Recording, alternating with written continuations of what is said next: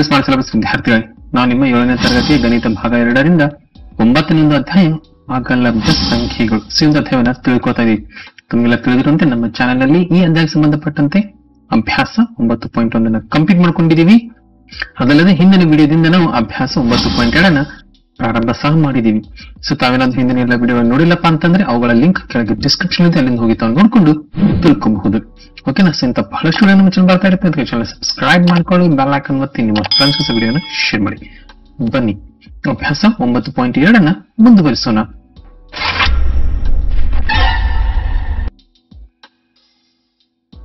ವಿದ್ಯಾರ್ಥಿಗಳೇ, 7ನೇ ತರಗತಿ ಗಣಿತ 9ನೇ ಅಧ್ಯಾಯ ಭಾಗಲಬ್ಧ ಸಂಖ್ಯೆಗಳು ಅಭ್ಯಾಸ 9.2.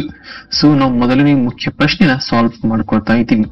ಈಗಾಗಲೇ ಮೊದಲನೇ ಮುಖ್ಯ ಪ್ರಶ್ನೆಯಲ್ಲಿ ಮೊದಲ 3 ಸಮಸ್ಯೆಗಳನ್ನ ನಾವು ಹಿಂದಿನ ವಿಡಿಯೋದಲ್ಲಿ ಪರಿಚಯದೊಂದಿಗೆ, ಸೊ ಅಭ್ಯಾಸ 9.2 ಪರಿಚಯದೊಂದಿಗೆ ನಾವು ಅದನ್ನ ಕಂಪ್ಲೀಟ್ ಮಾಡ್ಕೊಂಡಿದೀವಿ. ಇವತ್ತು ರೋಮನ್ ನಂಬರ್ 1ರಲ್ಲಿ ಉಳಿದಂತ ಮುಂದಿನ ಸಮಸ್ಯೆಗಳನ್ನ ಬಿಡಿಸಿಕೊಳ್ಳೋಣ. ಓಕೆ, ಇದು ಬಂದ್ಬಿಟ್ಟು 4ನೇ ಸಮಸ್ಯೆ. ಮೊದಲಿಗೆ ಸೊಲ್ಯೂಷನ್ ಬರೆದುಕೊಳ್ಳೋಣ. ಓಕೆ, ಕೊಟ್ಟಂತ ಸಮಸ್ಯೆನ ಬರೆದುಕೊಳ್ಳಿ. -3 upon -11 plus 5 upon 9. Okay, equal to. ಈಗ ವಿದ್ಯಾರ್ಥಿಗಳೇ, ನಾವು ಫಸ್ಟ್ ಏನ್ ಚೆಕ್ ಮಾಡಬೇಕು, ಯಾವ ಪ್ರಕಾರ ಸಾಲ್ವ್ ಮಾಡ್ಕೋಬೇಕು ಅನ್ನೋದನ್ನ ಹಿಂದಿನ ವಿಡಿಯೋದಲ್ಲಿ ಬಹಳಷ್ಟು ನಾವು ಡಿಸ್ಕಸ್ ಮಾಡಿದೀವಿ. ಅದೇ ಪ್ರಕಾರ ನಾವು ಇಲ್ಲಿ ಸಾಲ್ವ್ ಮಾಡ್ಕೋತಾ ಹೋಗೋಣ. ಮೊದಲನೇ ಸ್ಟೆಪ್ ಏನಪ್ಪಾ ಅಂತಂದ್ರೆ, ಇಲ್ಲಿ ಬ್ರಾಕೆಟ್ ಇದೆನಾ? ಬ್ರಾಕೆಟ್ ಇಲ್ಲ. ಓಕೆ, ಮೊದಲನೇ ಸ್ಟೆಪ್ ಕಂಪ್ಲೀಟ್ ಆಯ್ತು. ನೆಕ್ಸ್ಟ್ ಎರಡನೇ ಇಂಪಾರ್ಟೆಂಟ್ ಸ್ಟೆಪ್ ಏನಪ್ಪಾ ಅಂದ್ರೆ, ಛೇದದಲ್ಲಿರುವಂತಹ ಸಂಖ್ಯೆಗಳು ಸಮ ಇದಾವ ಅಂತ ನೋಡ್ಬೇಕು. ಸೊ ಅಲ್ಲಿ ನೋಡಬಹುದು, ಮೊದಲನೇ ಭಾಗಲಬ್ಧ ಸಂಖ್ಯೆ ಛೇದದಲ್ಲಿ 11, ಎರಡನೇ ಭಾಗಲಬ್ಧ ಸಂಖ್ಯೆ ಛೇದದಲ್ಲಿ 9. ಸೊ ಇದರರ್ಥ ಇವೆರಡು ಸೇಮ್ ಆಗಿಲ್ಲ ಅಂದಾಗ ನಾವು ಅವುಗಳ ಲ ಸ ಅ ಕಂಡು ಹಿಡಿಯಬೇಕು. ನೆನಪಿದಲ್ಲಿ ಹಿಂದಿನ ಸಮಸ್ಯೆಯಲ್ಲಿ ಸ್ಟೆಪ್ ಅನ್ನು ಡಿಸ್ಕಸ್ ಮಾಡಿದೀವಿ. ಆದರೆ ವಿದ್ಯಾರ್ಥಿಗಳೇ, ಈ ಸಮಸ್ಯೆಯಲ್ಲಿ ಇನ್ನೊಂದು ಇಂಪಾರ್ಟೆಂಟ್ ಸ್ಟೆಪ್ ಇದೆ. ಮೊದಲು ಅದನ್ನ ಕಂಪ್ಲೀಟ್ ಮಾಡ್ಕೊಳ್ಳೋಣ, ನಂತರ ನಾವು ಲ ಸ ಅವನ್ನು ಕಂಡು ಹಿಡಿಯೋಣ. ಏನಪ್ಪಾ ಅಂತಂದ್ರೆ, ಸ್ವಲ್ಪ ಇಲ್ಲಿ ಗಮನಿಸಿ. 3 ಮೈನಸ್ ಚಿಹ್ನೆಯನ್ನ ಹೊಂದಿದೆ, 11 ಸಹ ಮೈನಸ್ ಚಿಹ್ನೆ ಹೊಂದಿದೆ. ಸೊ ಈ ಪ್ರಕಾರ ಇರುವಾಗ ವಿದ್ಯಾರ್ಥಿ ನಾವು ಮೈನಸ್ ಮತ್ತು ಮೈನಸ್ ಅನ್ನ ಕ್ಯಾನ್ಸಲ್ ಮಾಡಬಹುದು. ಇದರರ್ಥ ಇಲ್ಲಿ ಉಳಿಯುವಂತಹ ಸಂಖ್ಯೆ ಕೇವಲ ಇದು 3 ಅಪಾನ್ 11 ಪ್ಲಸ್ 5 ಅಪಾನ್ 9 ಮಾತ್ರ. ಸೊ ನೋಡಿ, ಮೈನಸ್ ಹೋಯ್ತು. ಈಗ ಛೇದದಲ್ಲಿರುವಂತಹ ಸಂಖ್ಯೆಗಳು ಸೇಮ್ ಆಗಿಲ್ಲ ಅಂದಾಗ ಅವುಗಳ ಲ ಸ ಅ ಕಂಡು ಹಿಡಿಯಬೇಕು. ಓಕೆ, ಲ ಸ ಕಂಡು ಹಿಡಿಯುವಂತಹ ಟ್ರಿಕ್ ಅನ್ನು ನಾವು ಹಿಂದಿನ ವಿಡಿಯೋದಲ್ಲಿ ಡಿಸ್ಕಸ್ ಮಾಡಿದೀವಿ. ಏನು, 11ರ ಮಗ್ಗಿಯಲ್ಲಿ 9 ಬರುತ್ತಾ? ಇಲ್ಲ. 9ರ ಮಗ್ಗಿಯಲ್ಲಿ 11 ಬರುತ್ತಾ? ಅದು ಸಹ ಇಲ್ಲ. ಹಾಗಾದ್ರೆ ಯಾವ್ದಾದ್ರ ಮಗ್ಗಿಯಲ್ಲಿ 11 ಮತ್ತು 9 ಎರಡು ಬರುತ್ವಾ? ಸ್ವಲ್ಪ ವಿಚಾರ ಮಾಡಿ, ಬರುವುದಿಲ್ಲ. ಸೊ ಇಂಥ 3 ಸಿಚುವೇಶನ್ ಬರುವುದಿಲ್ಲಪ್ಪ ಅಂತಂದ್ರೆ ವಿದ್ಯಾರ್ಥಿಗಳೇ, ಅವುಗಳ ಲ ಸ ಅ ಎಂದರೆ ಅವೆರಡರ ಗುಣಾಕಾರವೇ ಅವುಗಳ ಲ ಸ. ಸೊ 11 ಗುಣಾಕಾರ 9, ಅದು ಬಂದ್ಬಿಟ್ಟು 99. ಸೊ 99 ಇದರ ಲ ಸ. ಇದ್ರಲ್ಲಿ ಯಾವ ರೀತಿ ಲ ಸ ಕಂಡುಕೋಬೇಕು? ಇನ್ನು ನೆಕ್ಸ್ಟ್ ಸ್ಟೆಪ್ ಏನಪ್ಪಾ ಅಂದ್ರೆ, 11ರ ಮಗ್ಗಿಯಲ್ಲಿ 99 ಯಾವಾಗ ಬರುತ್ತೆ? ಹೌದು ವಿದ್ಯಾರ್ಥಿಗಳು, ಅದು 9ರಿಂದ. ಅದನ್ನ ಚಿಕ್ಕ ಗುಣಾಕಾರ ಚಿಹ್ನೆಯೊಂದಿಗೆ ಚಿಕ್ಕ ಸಂಖ್ಯೆಯೊಂದಿಗೆ ಬರ್ಕೊಂಡ್ಬಿಡಿ. ನೆಕ್ಸ್ಟ್ 9ರ ಮಗ್ಗಿಯಲ್ಲಿ 99 ಯಾವಾಗ ಬರುತ್ತೆ? ಅದು 11ರಿಂದ. ಸೊ ಗುಣಾಕಾರ 11 ಅಂತ ಬರ್ಕೊಂಡ್ಬಿಡಿ. ಇದೆಲ್ಲ ಈ 9 ಮತ್ತು 11 ಹೇಗೆ ಬಂತು ಅಂತ. ಸೊ ಇನ್ನು ನೆಕ್ಸ್ಟ್ ಏನಪ್ಪಾ ಅಂದ್ರೆ, ಇವೆರಡನ್ನ ಗುಣಾಕಾರ ಮಾಡಬೇಕು. 9 ಗುಣಾಕಾರ 3 ಇದು ಬಂದ್ಬಿಟ್ಟು 27 ಪ್ಲಸ್ 11 ಗುಣಾಕಾರ 5 ಇದು ಬಂದ್ಬಿಟ್ಟು 55. Equal to. ಈಗ ನೋಡಿ, 22 ಮತ್ತೆ 55ರ ಮಧ್ಯೆ ಪ್ಲಸ್ ಚಿಹ್ನೆ ಇದೆ. ಇದರರ್ಥ ಇವೆರಡನ್ನ ನಾವು ಟೋಟಲ್ ಮಾಡ್ಕೋಬೇಕು. ಸೊ 27 ಪ್ಲಸ್ 55 ಎಷ್ಟಾಗುತ್ತೆ ನೋಡಿ? 82. ಭಾಗಾಕಾರ 99. ಇದರರ್ಥ ವಿದ್ಯಾರ್ಥಿಗಳೇ, ಈಗ ನಮಗೆ ಒಂದು ಭಾಗಲಬ್ಧ ಸಂಖ್ಯೆ ದೊರೆತಿದೆ. ಇನ್ನು ಸಂಖ್ಯೆನ ಮುಗಿಸಿಕೊಳ್ಳೋಕ್ಕಿಂತ ಮೊದಲು ನಾವು ಏನ್ ಚೆಕ್ ಮಾಡ್ಬೇಕಪ್ಪ ಅಂತಂದ್ರೆ, ಈ ಎರಡು ಸಂಖ್ಯೆಗಳು ಯಾವ್ದಾದ್ರೂ ಸೇಮ್ ಮಗ್ಗಿಲ್ ಬರುತ್ವಾ? ಸ್ವಲ್ಪ ಚೆಕ್ ಮಾಡ್ಕೊಳ್ಳಿ. ಬರೋದಿಲ್ಲ ವಿದ್ಯಾರ್ಥಿಗಳು. ಬರೋದಿಲ್ಲಪ್ಪ ಅಂದಾಗ ಕಂಪ್ಲೀಟ್ ಆಯ್ತು. ಸೊ ಇದರೊಂದಿಗೆ ಈ 4ನೇ ಸಮಸ್ಯೆ ಕಂಪ್ಲೀಟ್ ಆಯ್ತು ವಿದ್ಯಾರ್ಥಿಗಳು. ಸೊ ಈ ರೀತಿ ಈ ಸಮಸ್ಯೆಗಳನ್ನ ಬಿಡಿಸ್ಕೋಬೇಕು ನೋಡಿ. ಸೊ ಇಲ್ಲ ಸ್ಟೆಪ್ಸ್ ಗಳನ್ನ ತಾವು ಹಂತವಾಗಿ ಚೆಕ್ ಮಾಡ್ಕೊಳ್ತಾ ಹೋದ್ರೆ ಈಸಿಯಾಗಿ ತಾವು ಸಮಸ್ಯೆನ ಬಿಡಿಸ್ಕೋಬಹುದು, ಹೌದಲ್ಲ? ಸೊ ಇದು 4ನೇ ಸಮಸ್ಯೆ ಕಂಪ್ಲೀಟ್ ಆಯ್ತು. ನೆಕ್ಸ್ಟ್ 5ನೇ ಸಮಸ್ಯೆ. ಓಕೆ ವಿದ್ಯಾರ್ಥಿಗಳು, 5ನೇ ರೋಮನ್ ನಂಬರ್. ಸೊ ಸೊಲ್ಯೂಷನ್ ನಲ್ಲಿ ಮೊದಲಿಗೆ ಈ ಸಂಖ್ಯೆನ ಬರೆದುಕೊಳ್ಳಿ. -8 ಅಪಾನ್ 19 ಪ್ಲಸ್ ಇದು ಬ್ರಾಕೆಟ್ ನಲ್ಲಿ -2 ಅಪಾನ್ 57. ಓಕೆ, ಓಕೆ, ಹಿಂದಿನ ಒಂದು ಸಮಸ್ಯೆಗಳನ್ನ ನಾವು ಡಿಸ್ಕಸ್ ಮಾಡಿದೀವಿ. ಏನು ಮೊದಲಿಗೆ ಬ್ರಾಕೆಟ್ ಇದೆನಾ ಅದನ್ನ ಚೆಕ್ ಮಾಡ್ಕೋಬೇಕು. ಹೌದು, ತಾವಿಲ್ಲಿ ನೋಡಬಹುದು ಒಂದು ಬ್ರಾಕೆಟ್ ಇದೆ. ಬ್ರಾಕೆಟ್ ಅನ್ನು ಮೊದಲಿಗೆ ತೆಗೆದು ಹಾಕ್ಬೇಕು ವಿದ್ಯಾರ್ಥಿಗಳು. ಹೇಗೆ ತೆಗೆದು ಹಾಕ್ಬೇಕು ಹಿಂದಿನ ವಿಡಿಯೋದಲ್ಲಿ ನಾವು ಡಿಸ್ಕಸ್ ಮಾಡಿದೀವಿ. ಅದೇ ಪ್ರಕಾರ ಏನು ಈ ಬ್ರಾಕೆಟ್ ನ ಹೊರಗೆ ಇರುವಂತಹ ಚಿಹ್ನೆ ಮತ್ತು ಒಳಗಿರುವಂತಹ ಚಿಹ್ನೆಗಳನ್ನ ಗುಣಾಕಾರ ಮಾಡಿದಾಗ ಬ್ರಾಕೆಟ್ ಬರೆಯುವಂತ ಅವಶ್ಯಕತೆ ಇಲ್ಲ. ಇದರರ್ಥ ಅವಾಗ ಬ್ರಾಕೆಟ್ ಹೋಗುತ್ತೆ. ಸೊ ಈ ಮೊದಲನೇ ಸಂಖ್ಯೆನ ಹಾಗೆ ಬರ್ಕೊಳ್ಳಿ, -8/19. ಈಗ ಪ್ಲಸ್ ಇಂಟು ಮೈನಸ್ ಇದಾಯ್ತು ಮೈನಸ್. ಇವೆರಡನ್ನ ಗುಣಾಕಾರ ಮಾಡಿದರೆ ಬ್ರಾಕೆಟ್ ಬರೆಯುವಂತ ಅವಶ್ಯಕತೆ ಇಲ್ಲ, ಹಾಗೂ ಈ ಮೈನಸ್ ಸಹ ಹೋಯಿತು. ಎರಡನ್ನ ಹಾಗೆ ಬರ್ಕೊಂಡು ಬಿಡಿ. ನೆಕ್ಸ್ಟ್ ಛೇದದಲ್ಲಿ 57. ಇದೆಲ್ಲ ವಿದ್ಯಾರ್ಥಿಗಳು ಫಸ್ಟ್ ಕಂಪ್ಲೀಟ್ ಆಯ್ತು. ನೆಕ್ಸ್ಟ್ 19ರ ಮಗ್ಗಿಲಿ 57 ಬರುತ್ತಾ ಚೆಕ್ ಮಾಡ್ಕೊಳ್ಳಿ. ಹೌದು ವಿದ್ಯಾರ್ಥಿಗಳು, 19ರ ಮಗ್ಗಿಲಿ 57 ಬರುತ್ತೆ. ಎಷ್ಟರಿಂದ? 3ರಿಂದ. ಇದರ ಅರ್ಥ ವಿದ್ಯಾರ್ಥಿಗಳು ಈ ರೀತಿ ಒಂದು ಚಿಕ್ಕ ಸಂಖ್ಯೆಯ ಮಗ್ಗಿಯಲ್ಲಿ ದೊಡ್ಡ ಸಂಖ್ಯೆ ಬರ್ತಾ ಇದ್ರೆ ಆ ದೊಡ್ಡ ಸಂಖ್ಯೆನೇ ಅದರ ಲ-ಸ ನೆನಪಿಟ್ಕೊಳ್ಳಿ. ಸೊ ಇದು ಸಹ ಒಂದು ಟ್ರಿಕ್, ಲ-ಸ ಕಂಡುಹಿಡಿಯುವಂತ ಒಂದು ಟ್ರಿಕ್.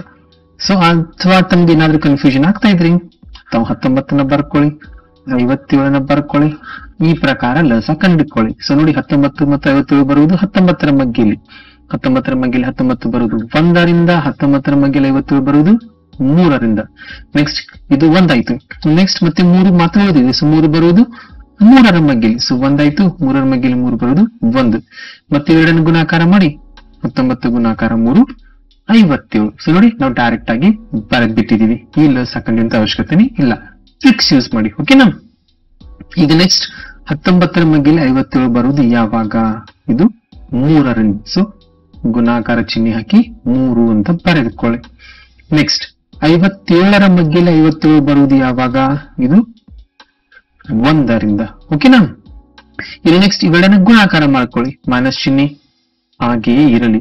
8 ಗುಣಾಕಾರ 3 ಇದಾಯ್ತು 24. ಸಿ ಮೈನಸ್ ಅನ್ನ ಹಾಗೆ ಬರ್ಕೊಳ್ಳಿ. 2 ಗುಣಾಕಾರ 1 ಇದಾಯ್ತು 2. ಇದೆಲ್ಲ ವಿದ್ಯಾರ್ಥಿಗಳೇ. So next equal to. ಈಗ ಈ ಎರಡು ಸಂಖ್ಯೆಗಳು ಸೇಮ್ ಚಿಹ್ನೆಯನ್ನ ಹೊಂದಿವೆ. ಸೊ ಯಾವಾಗ ಎರಡು ಸಂಖ್ಯೆ ಸೇಮ್ ಚಿಹ್ನೆ ಹೊಂದಿರ್ತಾವಲ್ಲ ಅವೆರಡ ನಾವು ಕೂಡಿಸ್ಕೋಬೇಕು. ಸೊ 24 + 2 ಇದಾಯ್ತು 26. ಇನ್ನು ಎಷ್ಟೋ ವಿದ್ಯಾರ್ಥಿಗಳು ಏನ್ ಮಾಡ್ತಾರಪ್ಪ ಅಂತಂದ್ರೆ ಮೈನಸ್ ಇಂಟು ಮೈನಸ್ ಪ್ಲಸ್ ಅಂತ ಬರೆದ್ ಬಿಡ್ತಾರೆ. ಉತ್ತರ ತಪ್ಪು. ಹಾಗೆ ಮಾಡಬಾರ್ದು ವಿದ್ಯಾರ್ಥಿಗಳು. ಎರಡು ಸಂಖ್ಯೆ ಸೇಮ್ ಚಿಹ್ನೆ ಹೊಂದಿದಾಗ ಅವುಗಳನ್ನು ಕೂಡಿಸಬೇಕು, ಸರಿ. ಪ್ಲಸ್ ಆ ಎರಡೂ ಸಂಖ್ಯೆಗಳು ಹೊಂದಿರುವಂತ ಚಿಹ್ನೆಯನ್ನೇ ಉತ್ತರಕ್ಕೆ ಬರೆಯಬೇಕು. ಸೊ ಈ ಪ್ರಕಾರ ನೋಡಿ ವಿದ್ಯಾರ್ಥಿಗಳು. ಸೊ ಈ ಛೇದವನ್ನ ಹಾಗೆ ಬರ್ಕೊಂಡ್ಬಿಡಿ ಅಪಾನ್ 50. ಸೊ ಇದರೊಂದಿಗೆ ಈ ಸಮಸ್ಯೆ ಕಂಪ್ಲೀಟ್ ಆಯ್ತು. ಇದೆಲ್ಲ ವಿದ್ಯಾರ್ಥಿಗಳು 5ನೇ ಸಮಸ್ಯೆ. ಓಕೆ, ಇನ್ನು ಈ ಮೊದಲನೇ ಮುಖ್ಯ ಪ್ರಶ್ನೆ ಕೇವಲ 2 ಸಮಸ್ಯೆಗಳು ಮಾತ್ರ ಉಳಿದಿವೆ. ಅವುಗಳನ್ನು ಸಹ ಬಿಡಿಸಿಕೊಳ್ಳೋಣ ಬನ್ನಿ ವಿದ್ಯಾರ್ಥಿಗಳು. ಈಗ 5ನೇ ಸಮಸ್ಯೆ. ಸೊ 5ನೇ ಸಮಸ್ಯೆ -2/3 + 0 ಅಂತ ಇದೆ. ಓಕೆ, ಸೊಲ್ಯೂಷನ್ ನಲ್ಲಿ -2/3 + 0 ಅಂತ ಬರೆದುಕೊಳ್ಳಿ. ಓಕೆ, ಇಲ್ಲಿ ವಿದ್ಯಾರ್ಥಿ ಇಂಥ ಸಮಸ್ಯೆ ಇರುವಾಗ ಬ್ರಾಕೆಟ್ ಇದೆನಾ, ಪ್ಲಸ್ ಚಿಹ್ನೆ ಇದೆನಾ, ಮೈನಸ್ ಚಿಹ್ನೆ ಇದೆನಾ, ಛೇದಗಳು ಸಮನಾಗಿವೆಯಾ, ಎಲ್ಸಿಎಂ ಕಂಡುಹಿಡಿಯಬೇಕು. ಸೊ ಇಂಥ ಎಲ್ಲ ಪ್ರಶ್ನೆ ಕೇಳುವಂತ ಅವಶ್ಯಕತೆ ಇಲ್ಲ. ಏಕಪ್ಪ ಅಂದ್ರೆ ಇಲ್ಲಿ 0 ಇದೆ. 0ಯಲ್ಲಿ ಯಾವುದೇ ಸಂಖ್ಯೆನ ಕೂಡಿಸಿದರೆ ಉತ್ತರ ಆ ಸಂಖ್ಯೆನೆ. ಇಷ್ಟು ತಮಗೆ ತಿಳಿದಿರ್ಬೇಕು. ಇದರ ಅರ್ಥ ಉತ್ತರ ಕಂಪ್ಲೀಟ್ ಆಯ್ತು. ಸೊ ನೋಡಿ ಎಷ್ಟು ಸಿಂಪಲ್. ಇಂಥ ಐಡಿಯಾಗಳನ್ನು ತಾವು ತಿಳಿದುಕೊಂಡಿರ್ಬೇಕು. ಸೊ ಇದು ವಿದ್ಯಾರ್ಥಿಗಳೇ 6ನೇ ಪ್ರಶ್ನೆ. ಇನ್ನು ಈ ಅಭ್ಯಾಸದಲ್ಲಿ ಒಂದೇ ಒಂದು ಪ್ರಶ್ನೆ ಬಂದಿದೆ, ಅದನ್ನು ಸಹ ಬಿಡಿಸಿಕೊಳ್ಳೋಣ ಬನ್ನಿ.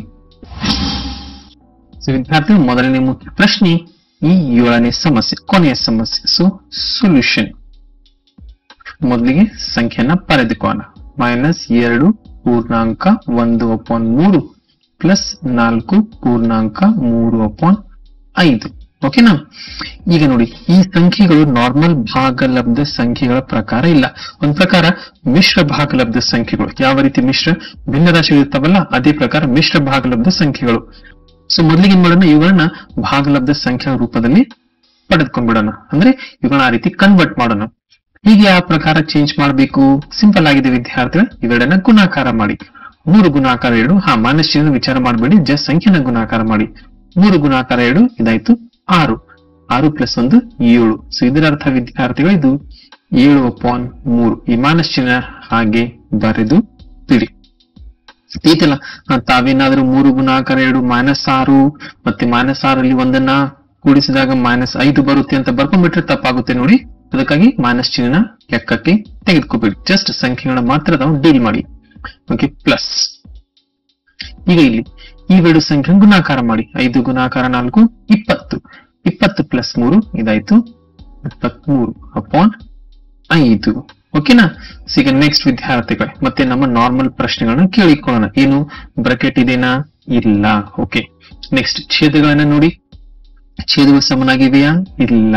ಸೊ ಛೇದಗಳು ಬೇರೆ ಆಗಿದ್ದಾಗ LCM ಲಸ ಕಂಡು ಹಿಡಿಯಬೇಕು. ಓಕೆ, ಮತ್ತೆ ಲಸ ಕಂಡು ಹಿಡಿಯುವಾಗ ಮತ್ತೆ ಬರೆದುಕೊಂಡು ಚೆಕ್ ಮಾಡ್ಕೋಬೇಡಿ, ಟ್ರಿಕ್ ಯೂಸ್ ಮಾಡಿ. ಏನು 3ರ ಮಗ್ಗೆಯಲ್ಲಿ 5 ಬರುತ್ತಾ? ಇಲ್ಲ. 5ರ ಮಗ್ಗೆಯಲ್ಲಿ 3 ಬರುತ್ತಾ? ಇಲ್ಲ. 3 ಮತ್ತು 5 ಯಾವ್ದಾದ್ರೂ ಮತ್ತೊಂದು ಮಗ್ಗೆಯಲ್ಲಿ ಬರುತ್ತವೆ? ಬರುವುದಿಲ್ಲ. ಸೊ 3 ಪ್ರಶ್ನೆಗಳ ಉತ್ತರ ನೋ ಅಂತ ಆದ್ರೆ ಇವೆರಡರ ಗುಣಾಕಾರವೇ ಅಥವಾ ಗುಣಲಬ್ಧವೇ ಇದರ ಲಸ. ಸೊ 5 ಗುಣಾಕಾರ 3 15. ಸೊ ಇವುಗಳ ಲಸ ವಿದ್ಯಾರ್ಥಿಗಳು ತಿಳಿತಲ್ಲ. ಈಗ 3ರ ಮಗ್ಗೆಯಲ್ಲಿ 15 ಇದೆಯಾ? ಇದೆ ನೋಡಿ, ಅದು 5ರಿಂದ. ಸೊ ಗುಣಾಕಾರ 5. 5ರ ಮಗ್ಗೆಯಲ್ಲಿ 15 ಇದೆಯಾ? ಅದು 3ರಿಂದ. ಓಕೆನಾ? ಇನ್ನು ನೆಕ್ಸ್ಟ್ ಇವೆರಡು ಸಂಖ್ಯೆ ಗುಣಾಕಾರ ಮಾಡ್ಕೊಂಡ್ಬಿಡಿ. ಓಕೆ, ಮೊದಲಿಗೆ ಮೈನಸ್ ಇಂಟು ಪ್ಲಸ್, 5ರ ಮುಂದೆ ಪ್ಲಸ್ ಇರುತ್ತೆ. ಈ ಗುಣಾಕಾರ ಇದ್ದರೂ ಸಹ ಅಲ್ಲಿ ಪ್ಲಸ್ ಇರುತ್ತೆ. ಈಗಾಗಲೇ ಅದನ್ನ ಹಿಂದಿನ ವಿಡಿಯೋದಲ್ಲಿ ಸಹ ಡಿಸ್ಕಸ್ ಮಾಡಿದ್ದೀವಿ. ಮೈನಸ್ ಇಂಟು ಪ್ಲಸ್ ಇದಾಯ್ತು ಮೈನಸ್. 7 ಗುಣಾಕಾರ 5 ಇದಾಯ್ತು 35 ಪ್ಲಸ್. ಈಗ ಇವೆರಡನ್ನ ಗುಣಾಕಾರ ಮಾಡ್ಕೊಳ್ಳಿ. 23 ಗುಣಾಕಾರ 3 ಇದಾಯ್ತು 69. ಓಕೆನಾ? Okay, equal to. ಇನ್ನು ಇವೆರಡು ಸಂಖ್ಯೆಗಳನ್ನ ಸ್ವಲ್ಪ ಚೆಕ್ ಮಾಡ್ಕೊಳ್ಳಿ ವಿದ್ಯಾರ್ಥಿಗಳು. ಎರಡು ಸಂಖ್ಯೆ ಸೇಮ್ ಚಿಹ್ನೆ ಹೊಂದಿದ್ರೆ ಕೂಡಿಸ್ಕೋಬೇಕು, ಬೇರೆ ಚಿಹ್ನೆ ಹೊಂದಿದ್ರೆ ಅವುಗಳನ್ನ ವ್ಯವಕಲನ ಮಾಡಬೇಕು, ಬಂದಂತ ಉತ್ತರಕ್ಕೆ ದೊಡ್ಡ ಸಂಖ್ಯೆ ಚಿಹ್ನೆನ ಬರಿಬೇಕು. ಓಕೆ, 69 ಪ್ಲಸ್ ಹೊಂದಿದೆ, 35 ಮೈನಸ್ ಹೊಂದಿದೆ. ಇದರ ಅರ್ಥ ಇವೆರಡನ್ನ ಮೈನಸ್ ಮಾಡ್ಕೋಬೇಕು. 69ರಲ್ಲಿ 35 ಕಳೆದರೆ ಬರುವುದು 34 ಅಪಾನ್ 15. ಇದು ದೊಡ್ಡ ಸಂಖ್ಯೆ 69, ಅದರ ಚಿಹ್ನೆ ಪ್ಲಸ್, ಉತ್ತರಕ್ಕೆ ಪ್ಲಸ್ ಬರುತ್ತೆ. ಈಗ 34 ಮತ್ತು 15 ಯಾವ್ದಾದ್ರು ಮಗ್ಗೆಯಲ್ಲಿ ಇದಾವ? ಸ್ವಲ್ಪ ಚೆಕ್ ಮಾಡ್ಕೊಳ್ಳಿ. ಇಲ್ಲ ವಿದ್ಯಾರ್ಥಿಗಳು. ಇದರರ್ಥ ಈ ಲೆಕ್ಕ ಇಲ್ಲಿಗೆ ಕಂಪ್ಲೀಟ್ ಆಯ್ತು. ತಿಳಿತಲ್ಲ ವಿದ್ಯಾರ್ಥಿಗಳು? ಸೊ ಈ ಪ್ರಕಾರ ಈ ಭಾಗಲಬ್ಧ ಸಂಖ್ಯೆಗಳ ಮೊತ್ತವನ್ನು ನಾವು ಕಂಡುಕೋಬೇಕು ನೋಡಿ. ಸೊ ಭಾಗಲಬ್ಧ ಸಂಖ್ಯೆಗಳ ಸಂಕಲನ ಆಗಿರ್ಲಿ, ಭಾಗಲಬ್ಧ ಸಂಖ್ಯೆಯ ವ್ಯವಕಲನ ಆಗಿರ್ಲಿ, ಇದೇ ಪ್ರಕಾರ ಸೇಮ್ ಮೆಥಡ್ ಅನ್ನ, ಸೇಮ್ ಒಂದು ವಿಧಾನವನ್ನು ನಾವು ಯೂಸ್ ಮಾಡ್ತೀವಿ. ಡೋಂಟ್ ವರಿ, 8th ಸ್ಟ್ಯಾಂಡರ್ಡ್ ಗೆ ಬಂದಾಗ ಮತ್ತೆ ಅಲ್ಲಿ ಮೊದಲನೇ ಸೆಮಿಸ್ಟರ್ ಅಲ್ಲಿ 2ನೇ ಅಧ್ಯಾಯವಿದೆ ಭಾಗಲಬ್ಧ ಸಂಖ್ಯೆಗಳು. ಅಲ್ಲಿ ಮತ್ತೆ ಇಂತಹ ಸಮಸ್ಯೆ ತಾವು ಬಿಡಿಸಲಿದ್ದೀರಾ. ಸೊ ರೆಡಿಯಾಗಿ ಇದನ್ನ ನೆನಪಿಟ್ಕೊಂಡು ಅಲ್ಲಿ ಬಂದ್ರೆ ತಮ್ಗೆ ಈಸಿಯಾಗಿ ತಿಳಿದು ಬರುತ್ತೆ. ಸೊ ಚೆನ್ನಾಗಿ ಪ್ರಾಕ್ಟೀಸ್ ಮಾಡಿ. ಸೊ ನಾನ್ ಮಾಡೋಣ ವಿದ್ಯಾರ್ಥಿಗಳು, ಈ ವಿಡಿಯೋನ ಇಲ್ಲೇ ಎಂಡ್ ಮಾಡೋಣ. ಯಾಕಂದ್ರೆ ಮೊದಲನೇ ಮುಖ್ಯ ಪ್ರಶ್ನೆ ಕಂಪ್ಲೀಟ್ ಆಯ್ತು. ಮುಂದಿನ ಒಂದು ವಿಡಿಯೋದಿಂದ ನಾವು 2ನೇ ಮುಖ್ಯ ಪ್ರಶ್ನೆನ ಪ್ರಾರಂಭ ಮಾಡೋಣ. ಓಕೆನಾ? ಸೊ ಇಂತ ಬಹಳಷ್ಟು ವಿಡಿಯೋ ಬರ್ತಾ ಇರುತ್ತವೆ. ಅದಕ್ಕೆ ಚಾನಲ್ ಸಬ್ಸ್ಕ್ರೈಬ್ ಮಾಡ್ಕೊಳ್ಳಿ, ಬೆಲ್ ಐಕಾನ್ ಮತ್ತೆ ನಿಮ್ಮ ಫ್ರೆಂಡ್ಸ್ ವಿಡಿಯೋನ ಶೇರ್ ಮಾಡಿ. ಮತ್ತೆ ಭೇಟಿಯಾಗೋಣ ಮುಂದಿನ ವಿಡಿಯೋದಲ್ಲಿ. ಅಲ್ಲಿಯವರೆಗೆ ಚೆನ್ನಾಗಿ ಓದಿ, ಚೆನ್ನಾಗಿ ಅಭ್ಯಾಸ ಮಾಡಿ.